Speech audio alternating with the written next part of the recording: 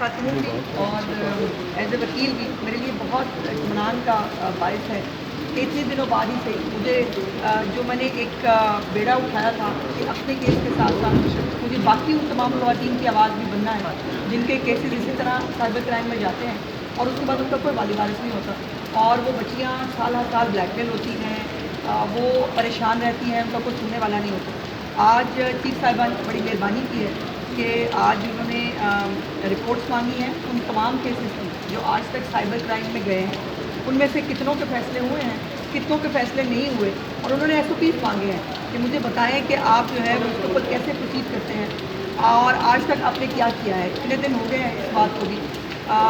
मुझे पूछा जाता है कि जी बताएँ कौन कौन से अकाउंट हैं। ये मेरा काम है कि मैंने जितने अकाउंट्स मुझे देखने को मुझे नजर आए वो मैंने भिजवा दिए, बट इनका काम है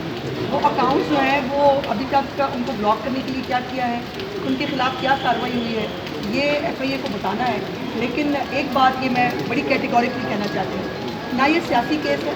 ना ये पर्सन स्पेसिफिक केस है। ये एक जनरलाइज एक औरत मेरी शक्ल में तमाम पंजाब की औरतें जिनकी डिग्निटी को इस तरह चैलेंज किया जाता है, ये तमाम उन औरतों का केस है और हमें इंशाअल्लाह ताला मुझे अपने लिए नहीं, मुझे तमाम औरतों के लिए इंसाफ चाहिए और इसमें कोई सियासी इंतकाम नहीं है। अगर किसी ने सियासी मुखालिफ ने ये हरकत की है तो वो तो उसको भुगतनी पड़ेगी, लेकिन इसके अंदर कोई सियासी इंतकाम की बात नहीं है, ना मेरा कोई सियासी इसके अंदर मोटिव है। मोटिव एक है कि पंजाब की तमाम औरतों को इंसाफ मिलना चाहिए।